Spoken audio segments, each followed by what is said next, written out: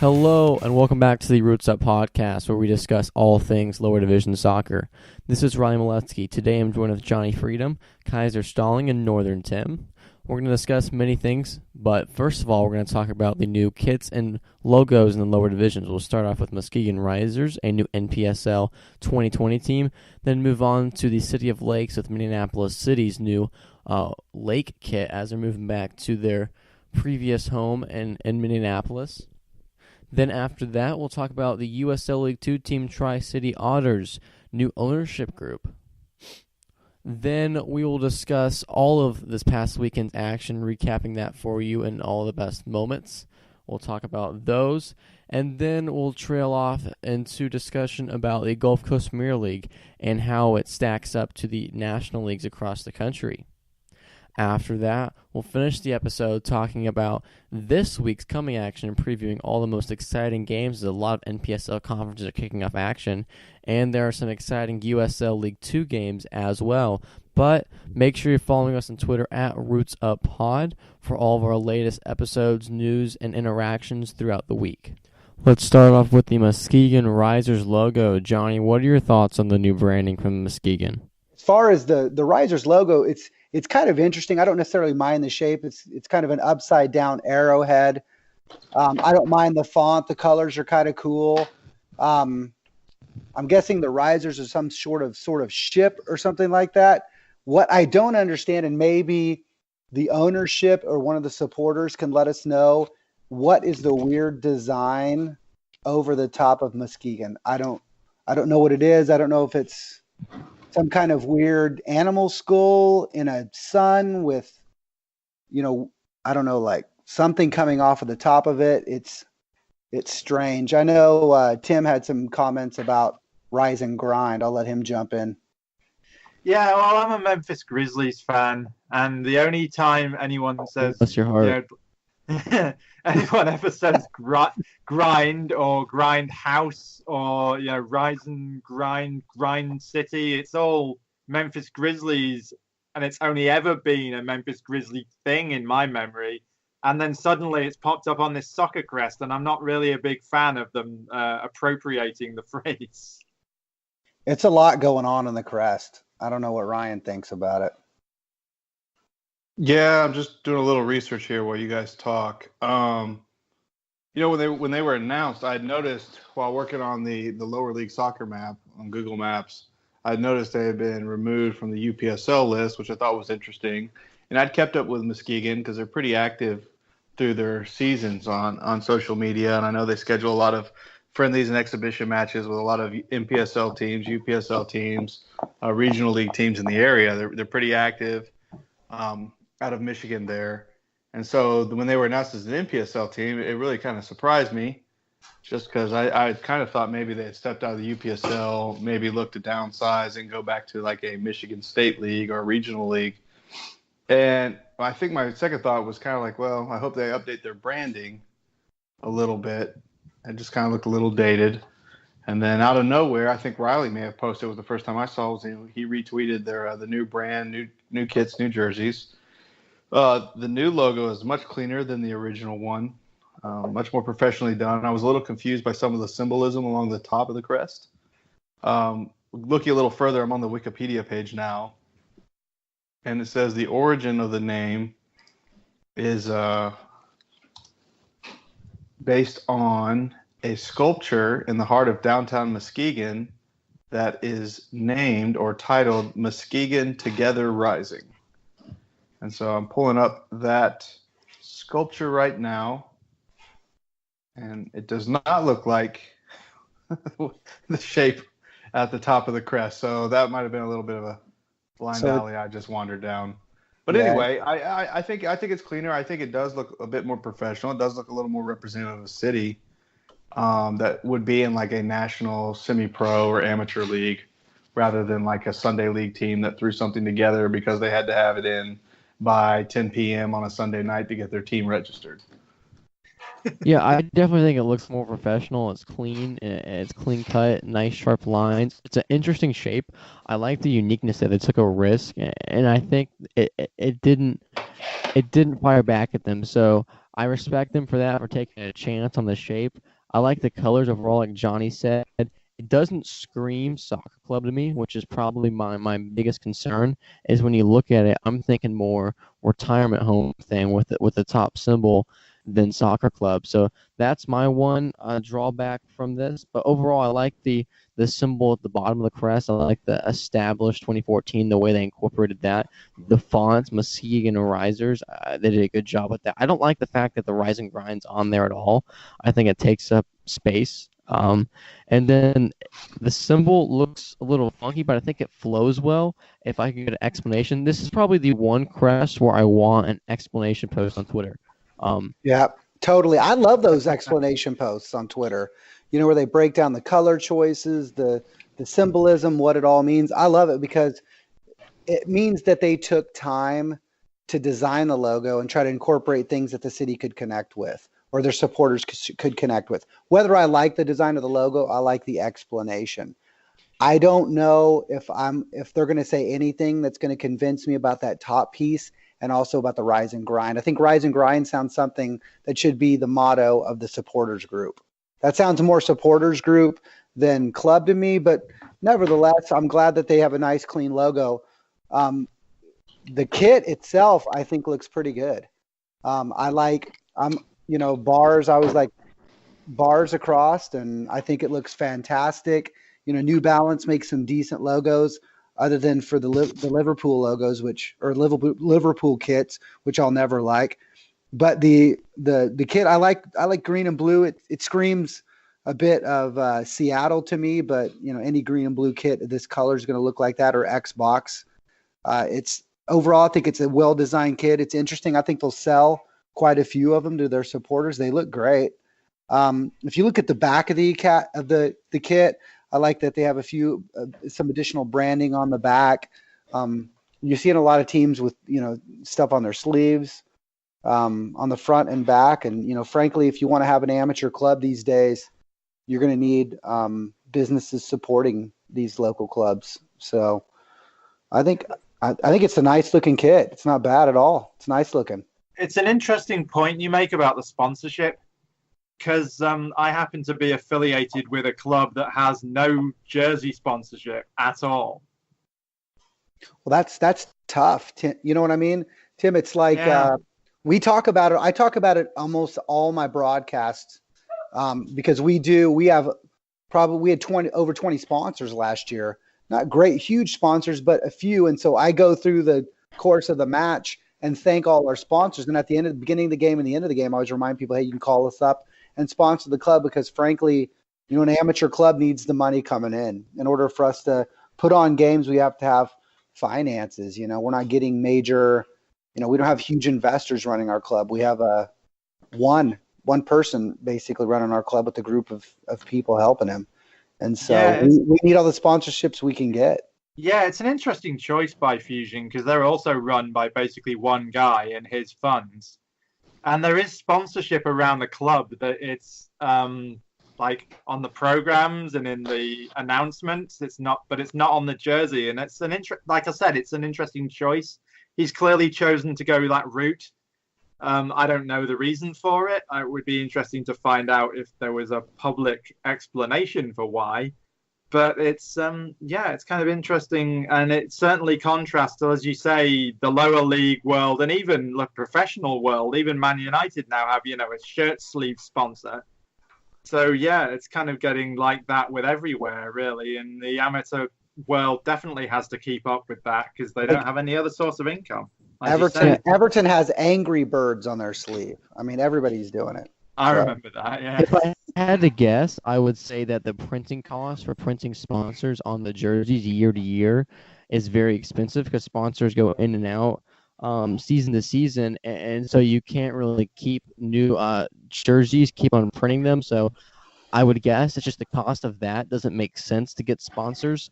But while we're on the topic of sponsors themselves, I think one of the coolest sleeve sponsors, I'm a little bit biased because I am a fan of Georgia Revolution, but they have an I Love McDonough sleeve sponsor. And if you're, obviously, I'm pretty sure most people listening to the podcast aren't familiar with McDonough, Georgia, but it's on the south side of Atlanta, small town, but it's their advertising agency for the city of McDonough, and they have a very cool logo, and it flows with the colors of the kit, and it just looks absolutely stunning. And I think kits that don't have a title sponsor look bad. The placement looks weird. It's a lot of free space, and I think kits look good with a solid looking logo of a sponsor on there. But these kits specifically, I think they look very nice. They're clean. New Balance did a good job. They look very Napa Valley-ish to me.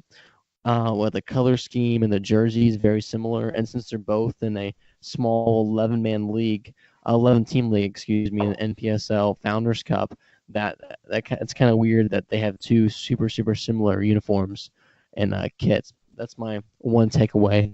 And moving on to the next kit release that was recent, Minneapolis City.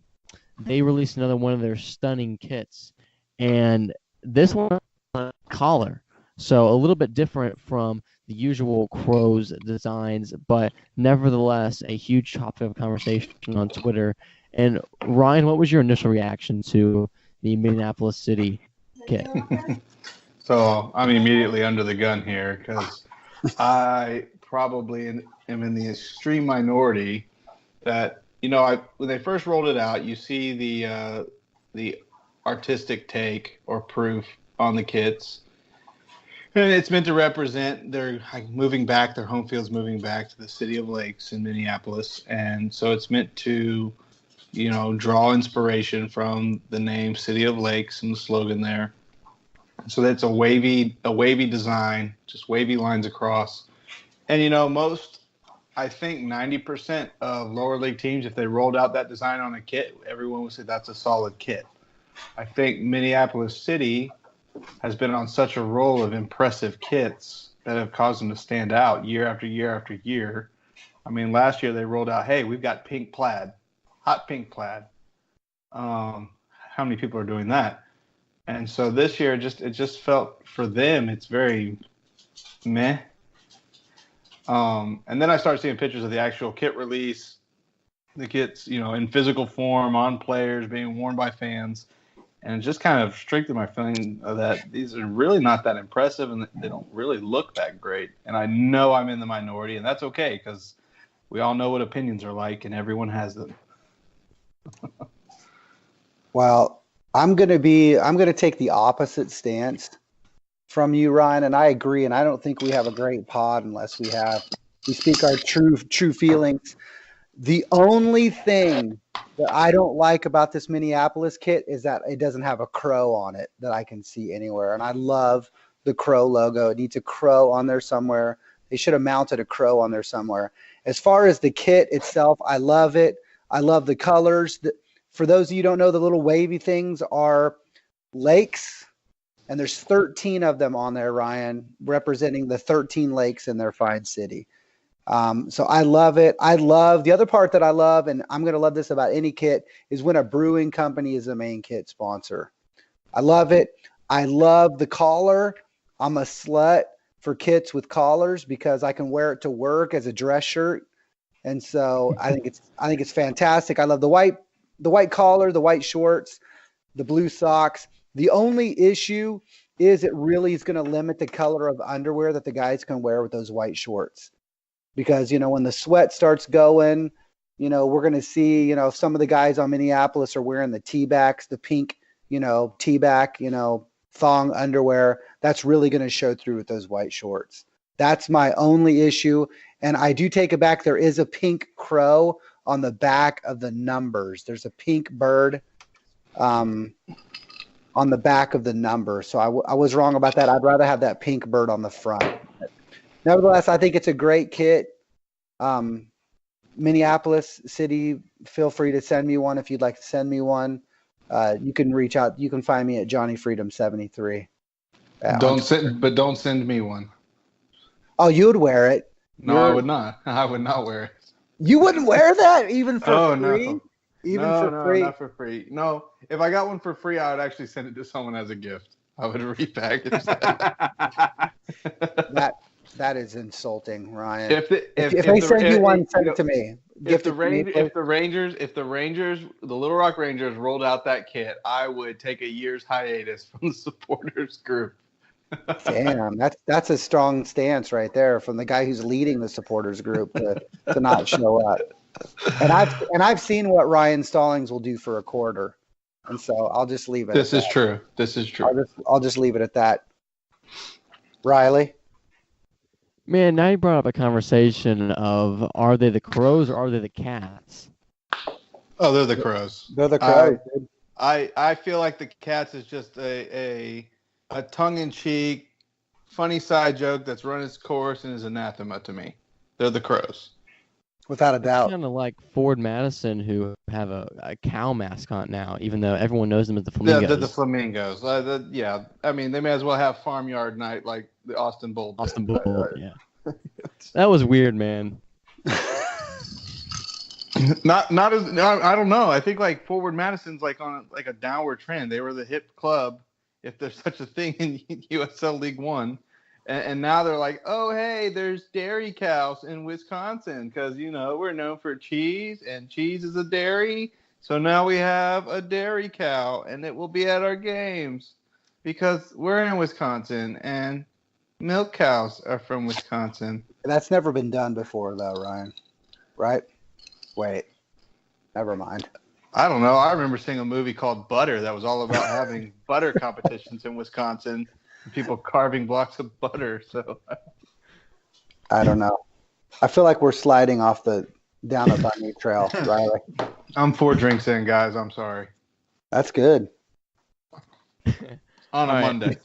So from talking about USL League 1 to USL League 2, the Tri-City Otters, and they were a part of the Carolina Conference and the PDL last year, now USL League 2, and that was kind of broken up, and that created lots of sad faces across the country, as that was probably the most entertaining conference in USL League 2, formerly the PDL. But now looking at the Tri-City Otters, they're about to kick off their season.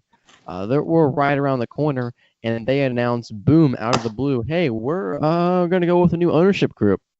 So Michael and Elizabeth Baloff, they started a team, and they have ran it for 3 years. This is going to be the 4th season of the Tri-City Otters. And now a new ownership group of 9 members, and ironically, the head coach is the leading owner of the new team, David Strickland. So the Otters, right before the season, basically the Baloff family said, hey, we've started this club. We love the club. We love getting the players. We love the community. We see a good thing here, but we don't have the resources to take it to the next level that it has the potential and the capacity to. And so a new ownership group with much more financial backing has came in, and I think it's a good move. It's weird, the timing. I also think it's weird that the head coach is involved because you're in a weird situation where what happens if you're struggling on the pitch? Do you fire your owner? That's kind of a quirky situation. What were you guys' reaction to that? Now I was just reminded of something else that I was going to mention later on. But Sioux Falls, it was founded by a guy who then was playing on the pitch and coaching, and he stepped down as a coach probably for a similar reason, that he didn't want to be in a position where people would have to sack him for on-the-field performance. And so, yeah, I think that's a problem if you have the ownership involved in either the coaching or the playing. Yeah, it's definitely a strange situation because there seems to be a number of cases across the country where either players or coaches are involved in the ownership group, and you have to decide, is changing for the better? Because if you change for the on-field success, then are you limited in the off-the-field success? And does that create a very awkward situation and a super awkward conversation? But moving on from a new ownership group to games that have actually been played on the pitch this week, and there were a lot of exciting friendlies and one very exciting league match, the NPSL, starting off with that Miami United FC with a huge 2-0 win over Miami FC. And the week before, actually, Miami FC was hosting, and they won 2-0 against Miami United. So they had a home-and-home to start the year before any other team in their conference have played one game. They already have 2 under the belt against each other, and by far they're the powerhouses in the conference after Boca Raton taking a year on a hiatus. And side note, they just announced their Chad Ochocinco jerseys are now on sale, so make sure you check those out. But back to Miami and the Magic City Classico. It's kind of funny that they have a 2-0 scoreline and then 2-0 scoreline the other way, but I thought the atmospheres of both games were absolutely phenomenal. Miami FC, they've been exposed in this game. They don't have a true number 10. So linking the play between their defense and their offense was a struggle, and Miami United, they acknowledged that and they took full advantage of that on the field. So moving over to the next match on our list, on our itinerary, Asheville City actually hosted the Tri-City Otters in the Blue Ridge Derby, and Tri-City, obviously, they're a USL League 2 team, so they're focusing on collegiate players in D1, and they can't come into play yet until about May 5th when they finish their final exams. So they're playing with a basically reserve roster. You can't really compare the two teams that were on the pitch to what's going to be in midseason form, because Tri-Cities didn't have any of their players, where Asheville City was playing the majority of their actual roster. We saw Lucas Johhny, a Georgia State player. He finished his finals early, and he was able to play on the pitch for Asheville, and they had a lot of their players that are non-collegiate players on the field, guys that are playing internationally or local players. They had most of their NPSL roster, and Asheville City ended up winning 2-1. They had a great attendance there, about 2,000 fans, and an absolute banger from Paul Eggle, probably from 35 yards out. He just turns around and hits a stunner to the top right corner. Beautiful goal. Unfortunately, the camera kind of missed it there. Johhny pointed that out on Twitter, but nevertheless, a great goal by Asheville City, one for the highlights. And I'm going to remind you guys that you can tweet at Roots Up Goal of the Week. It's an abbreviation, so it's Roots Up, GOTOW. And after each week, we'll go through, and on a Monday, we'll pick the best goals involving lower division teams. And we'll start this Monday. And then next on the list, Ryan, you were here to witness this. The Bug Eaters, Nebraska Bug Eaters, now playing in Omaha. They traveled down to Little Rock to take on your Little Rock Rangers in a 1-1 draw. What did you see in that match? What stuck out to you on the field? Well, just backing up prior to the match, Saturday night before the game, I had the opportunity to spend a few hours with Jonathan Kalura, the owner of the Bug Eaters, as well as his head coach and his general manager, coming down from Omaha. And just had a good time. Went to a German beer hall and a couple breweries, hang out and talk shop. Talk lower league soccer as a whole, and just a good time. You know, they have a lot of guys from several colleges in Nebraska that they're training with and bringing in. And, of course, like a lot of the semi-pro teams right now, don't have a lot of their Division I college guys just yet as far as clearing from their spring training to come in, which I think they'll be getting in over the next week. But they've got a great team. They've got a solid team. They could plug into really any league they want right now and fare well and compete. Just a very professional side. Probably of the 3 preseason matches the Little Rock Rangers had this year, probably the cleanest game as far as two teams that clearly respected one another. The referee never really had to be a factor in the match at all. No one was chasing down the ref or complaining or trying to buy a foul. It was just it was kind of a very celebratory sort of just fun evening. It helped that the weather was mid-60s, no humidity whatsoever, just a really great night to be out at a game. And I think the fans kind of responded to the fact that it was obviously a very clear game, and I think the players that did play for the Rangers that started and subbed in also enjoyed playing a very professional side, and the way that they carried themselves and the way that they played and the way they carried themselves at the end of the game. I wouldn't say either team really dominated the other. Each team had its chances, I think, fairly equally. And each team defended well. And the keeper for the Bug Eaters in particular was very, very, very skilled. And then there's a winger for them as well, number 14, who I believe will probably move up. If not in the U.S., then he'll probably play professionally at some point overseas. But just a neat experience, just having the organization. Obviously, they're a social media darling in the sense of outside of Nebraska. People are very well aware of them, and they have a very good handle on their social media and their marketing and the way that they present themselves as a club. And I think the move to Omaha, which we touched on previous episodes, will be a very good one for them in the long run, especially being at Morrison Stadium and the relationship that they're building for the long term with Creighton University there. Yeah, for sure. Matches like that are always fun to see as two teams that are prominent, not just in their communities, but also across the interwebs. Get to meet up for a fun match, and it looked like it was a good atmosphere. I know some people were so excited that they showed up 2 hours early for the game. And bridging it over from a Gulf Coast Premier League team in Bug Eaters, they're playing in the new Great Plains Premier League, which is an offspring of the Gulf Coast Premier League, to an actual Gulf Coast Premier League team in AFC Mobile. They're in prime time friendly action as they take on Juggernaut Chattanooga FC at Fort Finley, home of CFC. And CFC absolutely obliterates them 9-0.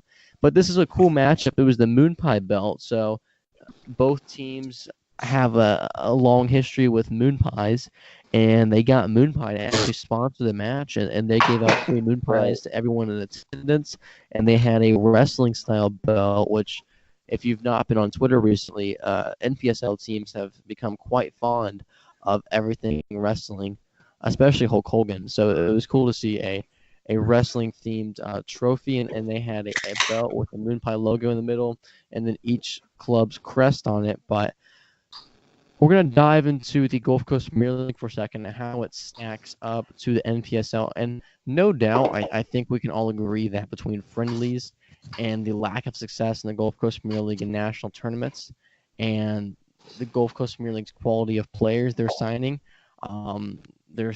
local community college guys. They're signing D2, D3 college guys. A lot of local and high school players.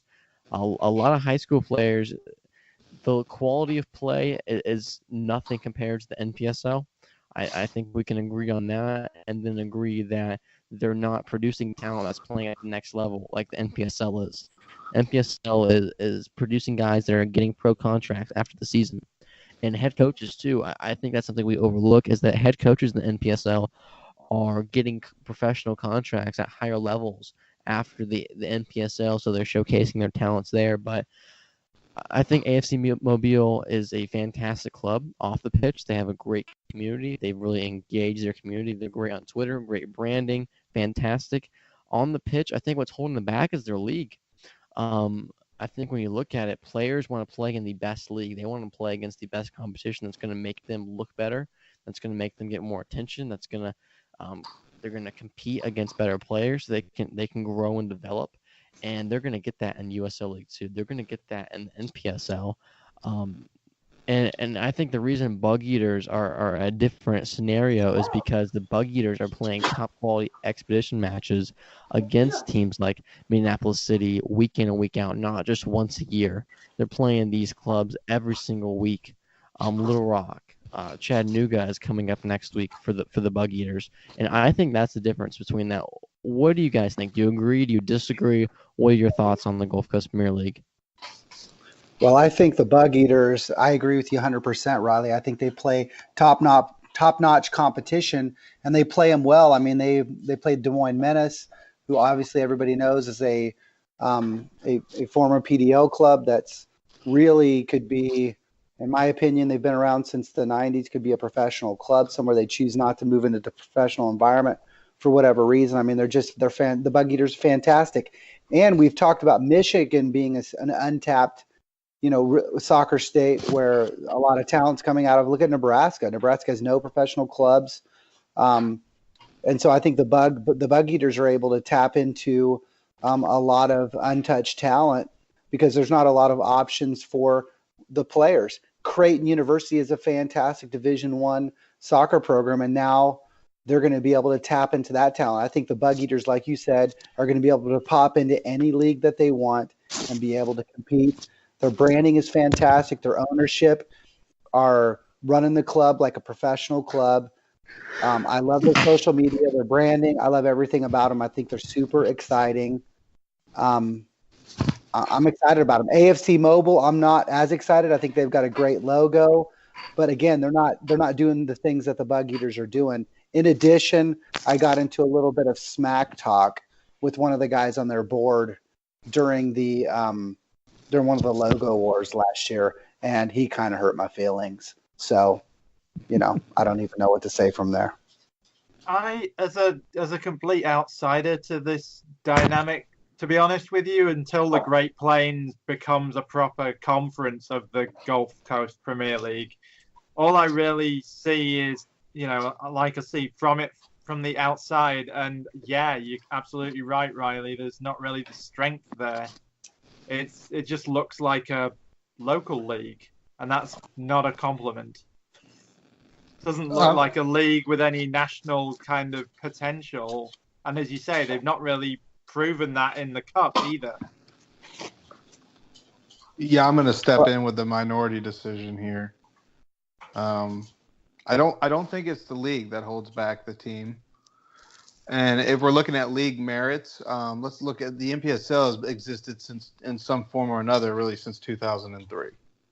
So we now have 16 years of that league being in play. That's 16 years of growing awareness of your league, building relationships, name recognition with collegiate coaches looking for a place to send their players over the summer and continue to keep them in shape and develop them and make further contacts that if they have the ability to move up in the ranks, both here and abroad, that they can do that. The Gulf Coast Premier League has been around 4 or 5 years at most.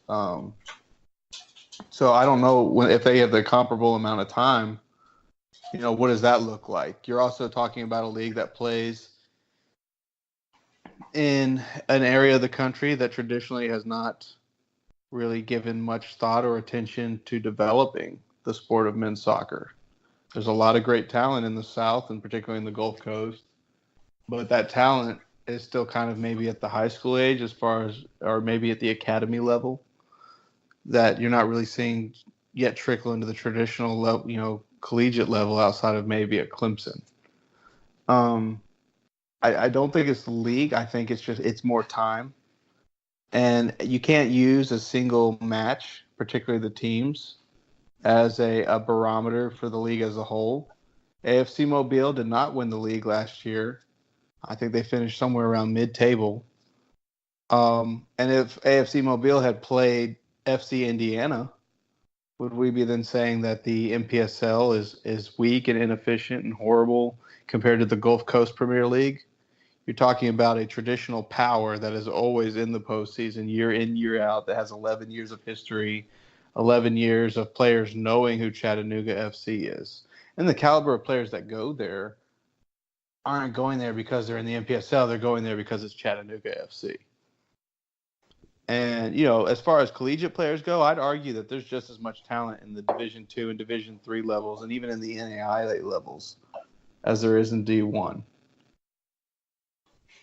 Yeah, and here's my thing. I agree AFC Mobile is not a top tier on the pitch team in the Gulf Coast Premier League, and they're playing one of the best NPSL teams. I get that. My kind of argument was more towards they've had absolutely no success in national tournaments whatsoever. If that's Amateur Cup, if that's the U.S. Open Cup, Gulf Coast Premier League hasn't been there. And I think when we're talking about time, we're not saying what the Gulf Coast Premier League could be. We're saying if I'm a player and I'm trying to decide which team I'm playing for, I'm going for the more prestigious league that has proven capabilities on the field, which is the NPSL right now. And I'd argue with you then that you're looking at Montagua. I'm probably mispronouncing that. Someone can feel free to correct me. Montagua, New Orleans, out of the Gulf Coast Premier League, has for like the last 3 seasons, as far as Open Cup qualifying, has had to go play at North Texas Rayados. And the draw every time has been they've had to travel to the Dallas-Fort Worth area. So Rayados get a home field advantage. 2 years ago, under very poor officiating and questionable calls, did Rayados advance, and then this past year it went to penalty kicks. And, it's anyone's game at penalty kicks. Rayados escaped. So now everyone's still talking about Rayados. Oh, they made their 7th or 8th straight Open Cup as an open qualifier. But Montagua, New Orleans, has been there every season. And it's come down to them and Rayados really every year. So, it's just the luck of the draw there that, the way the regions are drawn up, they're having to go up against North Texas Rayados each and every season. Otherwise, the Gulf Coast region would have already had a representative in the Open Cup. Yeah, but I think when we're talking about that they're only having one possible Open Cup team, they're a USASA D3 league. Like, I think they're more on the terms of a local regional league than a team they can pull players in that would go to a national league. Because they're on the same level as like the Atlanta District Amateur Soccer League right now, which is good soccer, but it's not teams nowhere near the capabilities of players that could play in the NPSL. And I think that if AFC Mobile was even in the UPSL or if they were in the NPSL, you would see they're drawing bigger name players and better players instantly because of the name recognition. But that's top heavy, right? I mean, I think that the Gulf Coast Premier League teams would finish mid-table, and NPSL if you were to plug them into the corresponding conferences. So that would be, let's say, Lone Star, Southeast, and Heartland. And so you have Tyler FC in the NPSL. I don't see them beating many Gulf Coast Premier League teams. In fact, they've already played Boca out of Shreveport and lost. So, if I can't think of a corresponding, but, again, we're talking about one team that finished mid-table in the Gulf Coast Premier League playing an exhibition match against one of the top teams in a national league. I think if it was a closer match, you might have something, a leg to stand on with that. But they got smashed 9-0 in an exhibition game. And so I don't know, man, that's not showing us much. And I'll be the first to admit I don't know a lot about the league and about the other teams. I'm just pretty much familiar with Mobile. But I mean, and I will agree 100%. Chattanooga is a fantastic team. Nobody probably knows that better than Riley. Riley's calling games with the Revs. But yeah, to get smashed 9-0, I mean, that's bad in any kind of sport other than football. I mean, Tara, that's a smashing, man. Yeah, I would just say I quit watching. I quit watching the game at the half when I think it was 3-0 and kind of saw the tide turning, and then I went out and drank a lot with the Bug Eater staff. That just feels, So this is just me saying it. Just 9-0 just feels like a team quit on the pitch, and I don't know. I just don't. I don't want to pass judgment on an entire conference or say that they're the reason or they're what's holding it back. I think the Gulf Coast is doing a lot of great things. I think looking down the road, I think the future, maybe the proper future of soccer, if we're ever going to see some semblance of a proper pyramid and development structure, probably is in strong regional leagues. Not state leagues. They'll be another tier, of course, but I think strong regional leagues, to the point where you could see, say, the Heartland and the Lone Star conferences of the NPSL become their own regional league. I don't know that national leagues are the way forward, be it the NPSL or the UPSL. And I wouldn't say USL League 2, and as a part of that conversation, because they pretty clearly stated now they're just going to be a developmental league for collegiate players on summer vacation. So, I don't know. I don't feel comfortable passing judgment, especially because the Gulf Coast Premier League continues to do a lot of great things. They continue to go into markets that the NPSL and the UPSL have missed or have been missed by other leagues before them. Tallahassee comes to mind coming in. Pensacola is another one. They're going into their second season. And, that's where the NPSL formerly had a team that was part of a youth club that kind of failed in spectacular fashion after three games. 3 games into. Yeah, 3 games. There you go. 3 games into a season. And, I don't know. I just What? see a lot of great things and a lot of great potential, and I don't want to pass judgment based on a singular result of an exhibition match where it just seems like either one team, you got to say, ran up the score unnecessarily, or another team quit. And I don't really think there's any other option when you look at a Well, score what? line like 9-0. Agreed. I mean, it was probably, either very fantastic time for the supporters or a horrible time for the supporters. Nevertheless, I agree we shouldn't pass judgment on the entire group. And who knows if, I mean, Mobile maybe didn't have, their full roster. Who knows what players were available? But I'm going to say this now: when do the Bug Eaters bounce into that conference? Is it this year It's or next next season. year? Next season. They're going to smash everybody in that conference. The Bug Eaters will smash everybody, and I'm calling it right now. So I think the idea is that the Great Plains will probably have 6, 7 teams, 5, 6, 7 teams, something like that to start their first year, and I would assume that the leagues will then have, like, say, the Great Plains Premier League champion will play the Gulf Coast Premier League champion and some sort of cup there, as far as like a cross pollination and continued pairing of the leagues together under one umbrella there. Yeah, that's kind of the impression I got from following how they're affiliating the two right now. If they're ever interested in like a 2-team or an academy team, Little Rock kind of straddles the two right now, so I don't know if one or the other would even be in their best interest. But with a lot of teams looking to start 2 teams to play year round, if the regional leagues like the Gulf Coast Premier League were to start having like a fall league outside of the NPSL season, I'd love to see Little Rock, field aside for development purposes in one of those leagues.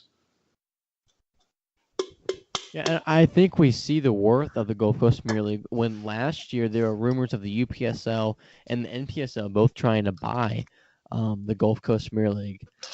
We definitely see that geographical area the Gulf Coast Premier League has taken over, and they have a stronghold on it, and no other league has really come in to get. The NPSL had a team in New Orleans, but they're not there right now as they're searching for a stadium and their pro ambitions.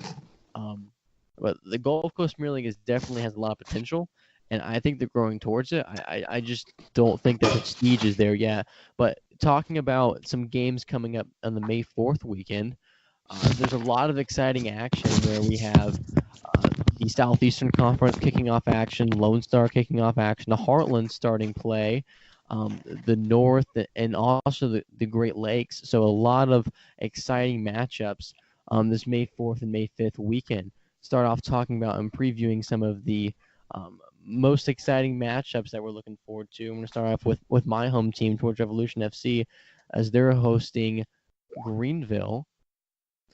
They're hosting Greenville FC for their second year in a row as a home opener at 7:30 on May 4th. Georgia Revolution is coming into the season where they're bringing back a lot of their roster. Jack Gurr, who was one of the best players in the entire league last year in the NPSL, he missed the playoffs. And because of that, I think that limited how far the Revolution could go.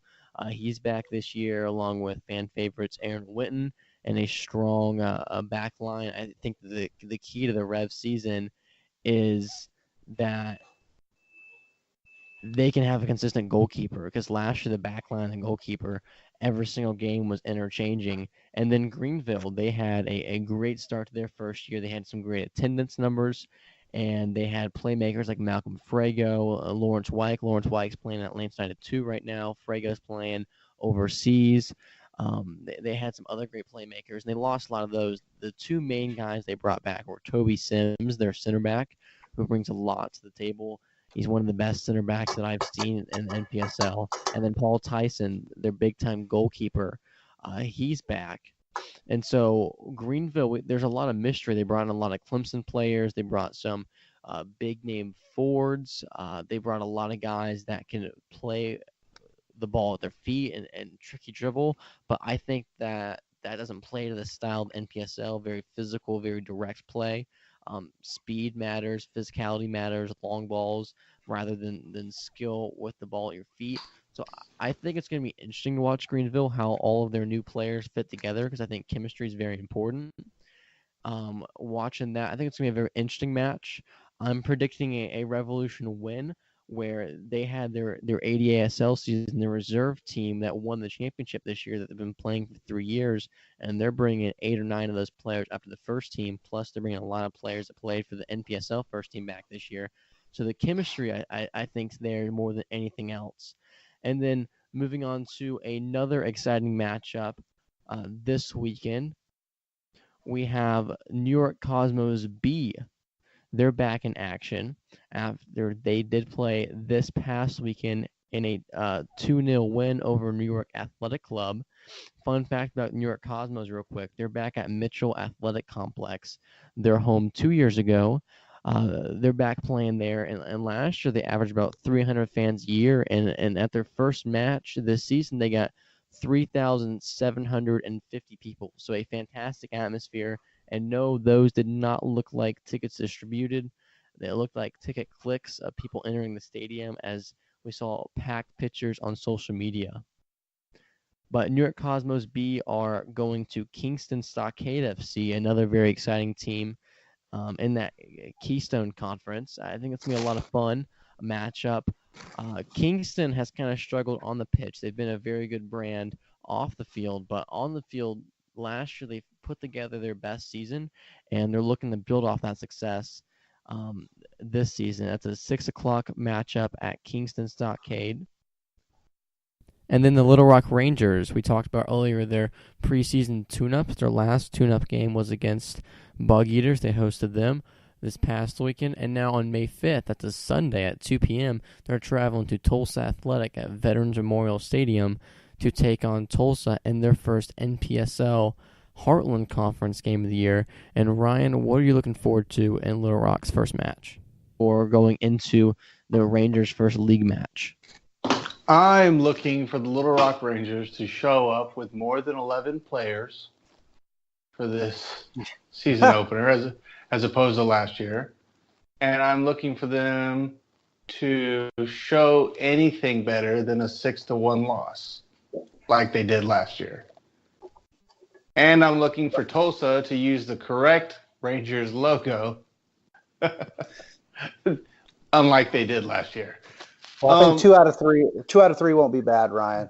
Yeah, 2 out of 3. I'm playing a few. I think at least a half dozen of us from the supporters group, the Red Watch, will be at the match this Sunday. Maybe I can learn more with the latest social media releases from Tulsa. Apparently, at this edition of the Party in the Park, where they play, there's going to be something called the Taco Throwdown, and either it's a very clean description of something, which will be awesome, or it's a very dirty description of something, which could also be awesome or terrifying. And there's going to be mead, apparently there, served by a local cidery and meadery. So, I could probably lure a few more supporters to come up with me to Tulsa with that news of tacos and assorted adult beverages. As far as the game, man, I mean, it's game one. And I think Tulsa fans, Little Rock fans would love to not play each other in the first game of the season just because there's still a lot of unknowns on both sides. And, game one, if you're the losing side, it can define a lot. It can put you, obviously, in an immediate hole that when you have a 10-game regular season can be hard to climb out of. I think Little Rock will show well. I think Tulsa will play very well. Tulsa's really reloaded with a lot of new players. They've made an effort to bring in some fresh blood, some fresh trialists, particularly on the attacking third of the field. It's a lot of unknowns. Little Rock returns, I think, all of their starters with maybe one exception from last season, and they've also added quite a few key components with some significant talent in the offseason. So I would obviously, as a fan of the visiting team, be very happy with a win. I'll also be very happy with a draw to take a point on the road from Tulsa. As a side note, many people may not know, Tulsa this season, like last season, they actually are playing in a city park, municipal park that allows them to use an open field there that they've spent a lot of time resodding and leveling into a proper soccer pitch there. And I was kind of impressed last season when we went. There was probably 1,000 people, whether in the bleachers or they brought their own lawn chairs, or we're in the shade of the trees, kind of set back maybe 20 yards or so back from the actual field of play. But where it sits is just outside the immediate downtown core. So there's a lot of high-rise condominiums and buildings there that, if you live locally, you could be sitting in your 15th story condo and still taking in the game, which I just thought was really neat. The way that was there is truly community soccer there. And, they dealt with a lot of adversity as far as they had spent a lot of time, a lot of money, a lot of blood, sweat, and tears redeveloping in a old baseball stadium there that was no longer in use. And then the city decided that they were going to go all in on a motocross park and a lot of promises there, and basically took the stadium away from them and tore it down. BMX, bro. Not BMX, motocross. sorry, not BMX. motocross. BMX. Oh, yes, even more lucrative. Pardon me. BMX park. That's what's sad about it. As far as I'm aware, has still no signs of coming to fruition. No. So then 2 years ago, they were at a local kind of municipal community field, football field, used by a lot of local high schools, which was fine. We went there, which is kind of a similar situation for many NPSL teams or any teams at this level. And then they've gone out of their way to really create something unique and really of their own here in Little Rock at this city park here, so that they build them as a party of the parks. I may have to live tweet or Snapchat or Instagram live this taco throwdown in action, and maybe hurt myself taking part in it. But I'll be sure to come back with a full report after this upcoming Sunday as to what a taco throwdown is, as well as report on the quality of the mead that you can find in Tulsa, Oklahoma. Well, there's so much that we could say about the Tulsa Athletic and their history of playing in Tulsa, what they've done in the NPSL, what they've been able to accomplish in a town in which they're competing directly with the USL squad, and the Tulsa Roughnecks, which have been revisited. And then it's a rematch of, as Ryan was saying, it's a replay. It's Tulsa, against Little Rock, number 2. And one of the teams is probably going to take a number 2. And frankly, I don't think it's going to be Little Rock. Last year, nobody was more excited than I was and worried a little bit when Tulsa kicked the shit out of Little Rock 6-1, as Ryan mentioned. I was excited that Little Rock lost because they were a tough team the season before. And I thought, well, Little Rock's returning back to where they were in season 1, which is nothing. And turns out, like Ryan said, they just didn't have a lot of players there because players hadn't returned.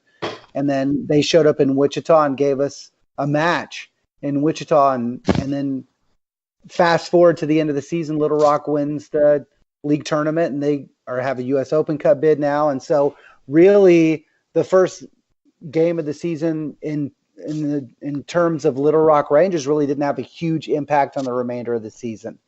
They ended up winning it. And so I think it's always tough when you play Tulsa in Tulsa. They've got an amazing support group. I think they've got great ownership. The supporters own the team now. You've got Sonny DiLisandro, who's a former professional player himself, who understands how to really get the fans connected in with the club. They build the park every year at every game at Veterans Park. It's a blank canvas. The supporters bring in the stands. They mark the pitch off. They get everything set up. I mean, there's a lot of great things that Tulsa's doing right now. I think it's going to be a tough match for both teams. I'm predicting Little Rock's going to win. The reason that I'm predicting Little Rock's going to win is because, I think the Tulsa has announced on Twitter a lot of signings. They don't seem to be as impactful signings that I see personally. Tariq Nichols is I think a great signing for him. He's an Oral Roberts University player that was with Wichita last year. He's a great player. He just never broke into our 18, but he's a local player. He's a great player. But I think what Little Rock has is this preseason under their belt. Little Rock's had a preseason preparing for for the U.S. Open Cup. And so in that effect, I think Little Rock's going to be a little bit more refined as long as they have all their players. I think Little Rock is going to win the game 3-1. And one of the greatest things that Tulsa's doing is they have the illustrious Coach Pons and contract negotiations with the club. That's amazing. I'm telling you, that guy is Coach Pons is amazing. His grasp of the U.S. language isn't quite there, but it's super exciting. I was actually surprised that he didn't jump on the used car deal where he could get a car up to like, what was it, $1,500 or $1,800? Shit, Riley, and how a much milk cow. Right. Well, no, that was only if they won the conference. Oh, that's car. right. It was conference's car. You don't get the cow unless you win the Southern Division. So the cow is his next step up above the $1,800, and everybody knows that a cow's worth far more than $1,800. I mean, Riley, let's count up how many American dollars you and I have won calling games for NPSL clubs. You're done. I'm done. So I think it was a great offer for Pons. I'm actually surprised he didn't take it. Sonny DeLisandro, Sonny, when you listen to this podcast, call Johhny Freedom up. I will coach the team next year, but you got to put the same deal on the table because I need an $1,800 car. When, not if, by the way. Sonny will listen to this podcast. Right. Sonny, I'm telling you, I'm willing to come coach the team if you put the same offer on the table. He may listen to this podcast because he may still be traveling back from Wyoming. I don't know if he's made it out. Just to quickly follow up with what Johhny said, I think the season and kind of I saw a Roots Up tweet kind of asking our predictions on the conferences that are starting up this week. I can't give a prediction. My prediction is that Tulsa, Wichita, and Little Rock will be in one of the three of the four teams in the playoffs. And I can't tell you in what order whatsoever. And I don't know who that fourth team will be. St. Louis was there last year. I don't know. I know some of their top players have actually signed professional contracts internationally. Their top player is in Vietnam, period. Yes. Yeah, he's in Vietnam. I think a lot of people, if you were just to go down the NPSL League website and look at standings, and you see, Ozark FC didn't win a match. I think they drew one match. But if you're not really digging into it, you're not going to see that they played Wichita to a 1-0 win or a 2-1, or excuse me, a 1-0 loss or 2-1 loss. They played Tulsa to a 1-0 or 2-1 loss. They played Little Rock both times to a 2-1 loss on the road and then a 1-0 loss at home. So many of their losses were by a single goal. They were not getting blown out like they were in year one of their existence. And that team continues to improve. They've got a great ownership group that's committed to the community, that does a lot of good things, kind of under the radar, not as flashy as a lot of other clubs around the league or even in the conference. Their coach is a great developer of talent and what he's given, and they've done a much more concerted effort about bringing in trialists from around the country. There are no easy outs in this conference. There is no FC Indiana's solely existing to plump up everyone else's goal differential in this conference whatsoever. I think for Little Rock to have a good season, this is their first time in the Open Cup, man. There's a lot on their shoulders. I don't think that the moment is too big for them, but I don't know if there's any kind of attrition that if you make one or two rounds or you make it to the third round and what that does to you. Wichita's been there, Tulsa's been there, and it probably not so much as a distraction, but just probably wears down players when you're like, oh, great, now we have a rival on a Saturday. We have an Open Cup match midweek, and we've got another rival coming in the next Saturday. And you're playing three tough games. I can tell you, it wears on you. Last year we were the U.S. Wichita was in the U.S. Open Cup. We went deep into the playoffs. When we played Little Rock at home, we sat 5 of our starters so they could be prepared because we were going to be playing the Tulsa Roughnecks, the USL club, that same week. And so you're right, Ryan. It plays with your season. Do we want to? The club has to decide. Do we want to go deep into the U.S. Open Cup, or do we want to show well in our conference? And the reality is, if you don't do well in your conference, as FC Wichita, I mean, we lost to Little Rock. Now we're out of the U.S. Open Cup for the first time in the history of our club. So yeah, I mean, it's tough. And for an amateur club like us, and for Little Rock, when you think about travel and all that, you really have to weigh, how much are you going to allow the U.S. Open Cup to impact your season? It's important. It's our only national soccer cup in America, and so it's an issue. So it's something that Little Rock's going to have to work through. And frankly, I'm glad. I'm glad you guys have to deal with that. Congratulations. And it's a gauntlet of a first 3 games. You're talking May 5th, Sunday afternoon. You're playing at Tulsa, which I believe, rightfully so, Tulsa considers Wichita their premier rival in the conference. But for Little Rock, we certainly don't think of Ozark FC as a rival. We're looking at Tulsa. And Tulsa owns the all-time series record with us, but we've had a string of a couple successes now against them. And, as far as culture and supporters' cultures go, they're closer to us than Wichita. So, there's not so much a familiarity breeds contempt, but familiarity breeds familiarity. Supporters groups get to know each other. They're within a 4-hour range of one another, so supporters get to meet. Fans of the team that are casuals get to see supporters from those other cities coming and realizing, okay, this game is a bigger deal. They've had visiting fans here to support them. This league is a bigger deal than maybe we just think. And so it increases fan passions. It increases fan interaction on Twitter and on Facebook. When the clubs start bantering and the supporters group are bantering, now you have individual fans bantering. And at this level, of course, this isn't every conference, every league, everywhere, but particularly in the Heartland Conference, the only time we truly hate each other is for 90 minutes of a match. And then when that 90 minutes is over, it's good game. We sorry that we lost. We're glad that we won. But now we're hanging out again, and we're going right back to bantering the next day with each other.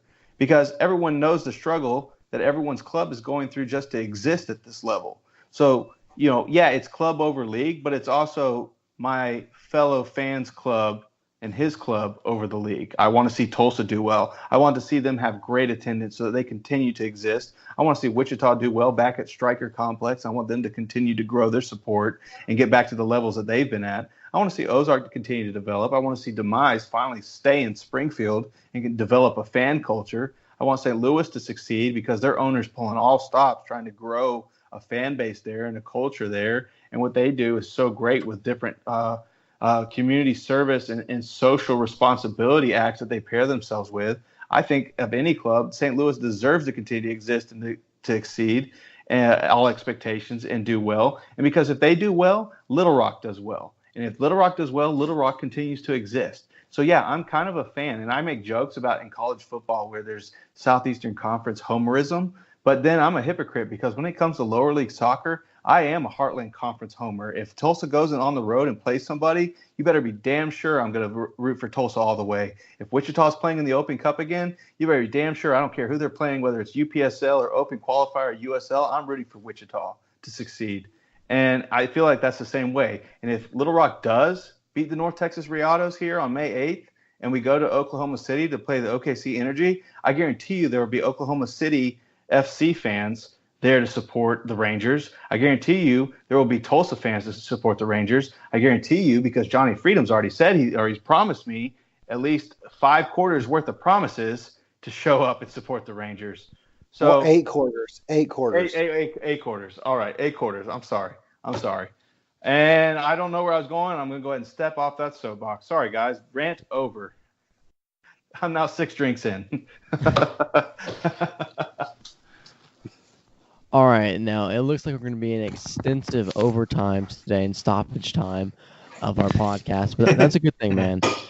Talking about one of the most electric matches last week, Boston City FC and Hartford City FC played to a 3-3 draw, and man, what is up with these home and homes to open the season in the NPSL? Because they're playing right again at 7 o'clock on May 4th at Harry De La Rosa Stadium, home of Boston City FC, as they're hosting Hartford once again, and what can obviously be another electric match after a 3-3 draw last week. So looking forward to that.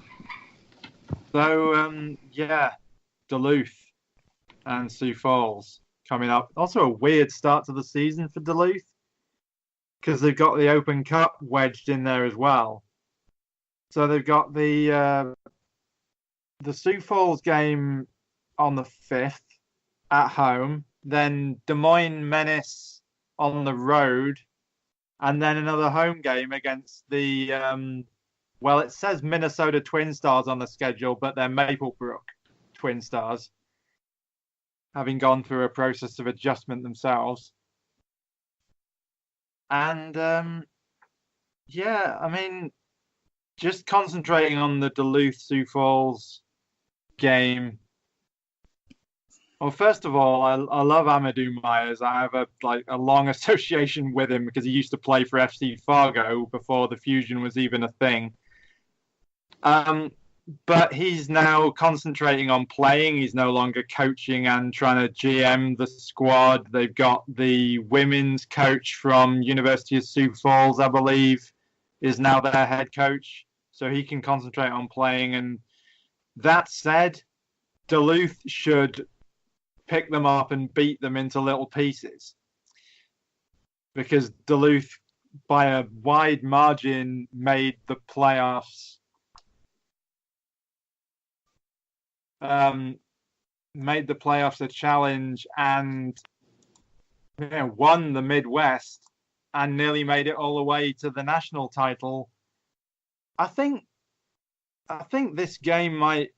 It could be closer than. But again, the Open Cup is a challenge, and I think Duluth might end up being a little bit of doing the same thing they did last year and being a bit of a knockout tournament team where they'll win the Open Cup game, come into league play and possibly even lose to Sioux Falls. And then they'll drag a little bit because of the cup hangover, and then they'll pop up in the playoffs and be impossible to knock down. And so I think, and this kind of rolls into my prediction for the North as well. I think the conference championship will be a repeat. I think Minneapolis City will win it for a second year in a row. They've actually got stronger on the squad roster front. And so have the other teams around them. But Minneapolis City, having gone undefeated last season, I can't see another team beating them at this point in the preseason. My hot take prediction is that Minneapolis City will repeat as the conference champions, but that Duluth will probably go further than them in the playoffs for the second year in a row.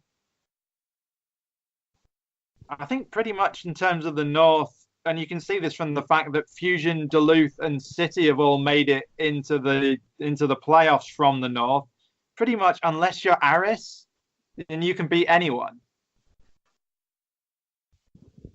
If you are Aris, then you've pretty much got to pick up your deal because they are one of those teams that are development focused. They basically lose all their games, and they're pretty embarrassing. And that is sorry, I was just going to say another thing as well. Bug Eaters, to go briefly back to them, actually play Sioux Falls, Med City, and Minneapolis City in this season. So it's going to be fascinating to use them as an exterior benchmark to see how good the North is, really, I would say.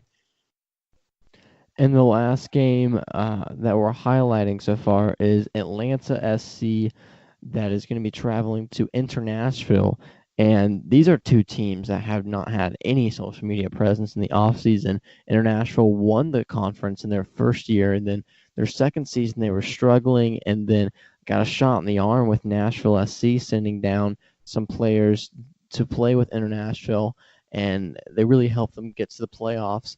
But they're not going to have that partnership this year, and so far Nashville has 8 players in the NPSL roster, and it's not just the fact that the rest of their team hasn't been put on the website yet.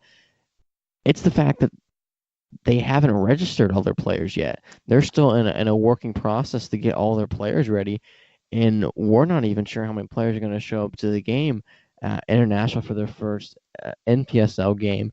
And then Atlanta SC, for the first time in months, they posted a really random video of them training on Atlanta United's practice facility with an MLS ball, which if you know anything about the history with the club, they used to be the Atlanta Silverbacks. Atlanta Silverback fans hated MLS and hated Atlanta United, so that's really weird to turn off your fan base. And also, they're having problems registering players. They lost Keka Kamara, one of the best strikers I've ever seen in the league. They lose Aaron Walker, a right back that played for Cincinnati, and a few other midfield pieces. And they bring back Sharif Suma, who had a stroke in the middle of the season last year, and thankfully he's back to playing. Very, very surprised to see him. And they bring back Bryce Billington in goal, which he's basically played for every Southeastern Conference team in the NPSL, and not necessarily a good goalkeeper, but he is a goalkeeper. Now it's going to be a fascinating match because we don't know if each team is going to have 11 players playing on the field. I was just going to say something because I live with a brain injury. Half my body is paralyzed. And so I can personally attest to the long path that must have been recovering from a stroke. And that's kind of amazing. I kind of want him to succeed. I just thought I'd say that. He's a great player. He was the captain for the Sierra Leone national team. He's a great soccer player. He's played a long time for the Silverbacks, even played for the NASL Silverbacks. And a great story for Sharif Suma, that's for sure. And we're going to get to Cal United. They're not going to play in the NPSL Founders Cup anymore, so that's another West Coast team dropping out. We're going to get to that in our next podcast as we're deep in the stoppage time. And our last topic of the night, USL League 2 put out a voting platform for the best logos for their expansion sides. And they have 11 expansion teams in 2019. And so I'll go through and quickly name each of the expansion sides, and then we'll pick our favorite logo out of the bunch. So first of all, we have Green Bay Voyagers, which, subtle plug, if you've not checked out our highlight episode in the Green Bay Voyagers, it's on the Soccer Down Here speaker page and on the Soccer Down Here iTunes page. Fantastic interview with Dan and Anderson. But we have Green Bay Voyagers, we have Virginia Beach United, Manhattan Soccer Club, we have Sarasota, Metropolis FC, Wake FC, Daytona SC, Florida Elite, Dalton Red Wolves, Discoveries SC, Park City Red Wolves SC, Cedar Stars Rush rounds out the 11 teams in USL League 2 that are expanding this year. I think it's pretty easy. Don't you guys think it's fairly easy? I think without a doubt. If I have to pick one, it's got to be the Green Bay Voyagers, because several of these would be contenders for the worst logo in American soccer. I mean, dude, some of these, I can't believe these are in the USL. I can't believe these teams can afford to pay what it costs to get a USL club going, unless it's because it's from all the soccer sales of the stickers on the back of Soccer Mom vans. Yeah, John. Yeah, Johhny, I'm with you. Green Bay is the only real contender in that list, to be honest. I mean, Manhattan's got a soccer ball in it. That's a big no-no. I don't mind the Manhattan. I think that's pretty cool. But when they send the soccer ball in there and it looks weird. Sarasota, I don't even want to comment on that. That looks like a mask gone wrong. And one word, Sarasota. It's ridiculous. Wake Football Club looks like Inter Milan. They stole it. The Red Wolves, I don't even going to comment on that. That looks like a children's book about a wolf or maybe a red coyote. Virginia Beach United is not bad. It's decent. It's okay, but I'm not a huge fan. Florida Elite Soccer Academy looks like a soccer academy logo with a soccer ball on it. Daytona SC, I don't get it. It looks like a shirt like that was on an Ocean Pacific, maybe on a surfboard or something. It looks like an Ocean Pacific shirt from the 80s. We're down to Park City. The tree in there looks like the exact ripped off from the South Carolina state flag. Well, absolutely. It's a palm tree. again, dude, it looks like a 1980s T-shirt. That Ocean Pacific. You don't, Riley. You have to Google Ocean Pacific. But it was like a kind of a skateboardy, kind of surfboardy company back in the 80s. You look at it and you'll be like, Johhny Freedom knows what he's talking about. Discovery Soccer Club. It's got a gigantic soccer ball on top of it. I mean, Riley, we've talked about this a Brazilian times. You don't put soccer balls in logos, and they've got 2 soccer balls in this logo. Cedar Stars Academy. That could be soccer. That could be a gymnastics club. It looks like a gymnastics club logo. It's horrendous. Congratulations, Green Bay Voyagers, you win. Man, I'm wearing a Green Bay shirt right now, so I'm kind of feeling good about that. But yeah, I agree. Voyager shirt? Yeah. Well, how'd you get that? Did you order it? No, shout out to Dan and Anderson. We did a trade. I sent them a old SRT logo cup scarf. Well, that's a good trade. Yeah, man. And at Manhattan, if they literally just take the soccer ball out, it's a solid logo. I mean, I like the circle. I like the orange outline. It's skinny. I like it. The Manhattan looks cool. And then Virginia Beach is okay. But yeah, Green Voyagers take the cake easily. Yeah, I would agree. I would go Green Bay Voyagers. I didn't go quite process of elimination. I didn't realize until Johhny laid it out how actually simple that choice was. And actually, confession here is I actually, at first glance, I hated the Green Bay Voyagers logo. And then I came back to it and loved it because I felt like it almost looked like a throwback to many of the old American soccer crest of the 1920s, 1930s. When I kind of took off, my initial reaction thinking it looked too old baseball-y, or like a mishmash of El Farolito and the old Duluth logo. I actually came to love it. El Farolito being the top 10 worst logos in American soccer right now. So, yeah. But I see where you're coming from on that. Guys, Sarasota has the 3rd most votes right now. Oh, my God. I'm so disappointed in Sarasota and Daytona. Like, both of those towns should have had some really community signifier incorporating crest. And they just both took the long, hard road to absolute crap as far as it comes to. I mean, maybe this is the new USL League 2. They've said that they're like unaffiliated as far as their certification with USSF or USASA. I forget which. It's getting late, guys. But maybe this is the new normal. We are a college summer program. We are summer league baseball for soccer. So you get a crap press. We don't care about building any relationships in the community for 99% of these teams. Before anyone wants to tweet at me and tell me all about Lane United or Des Moines Menace, I'm well aware. I'm not talking about those 2 particular clubs. I'm talking about everyone else. And so maybe this is what we get. You get a youth league crest to go with your college summer camp team. Look at Sarasota. They've got TM for trademark on there, as if somebody would steal that shit. Nobody's going to steal that shit. Well, NISA burner accounts might. Bro, nobody's stealing that. I'm telling you, I'm not even going to continue on. I'm deep into a Sweetwater, which is based in Atlanta, Georgia, Riley, a Sweetwater Brewing Company 420 strain beer right now. And so I'm just going to leave it at that. Shout out to Sweetwater. Thank you so much for listening all the way through. We're about at the 20 minutes over a lot of time. We're deep in the stoppage time. Once again, thank you so much for listening all the way through. Make sure you're following us at Roots Up Pod on Twitter. And if you have any certain type of discussion or formats you really enjoy listening to, make sure you let us know what you want to hear more of. One more time, thank you so much for listening to the Roots Up Podcast. As I'm Lefty signing off till next week.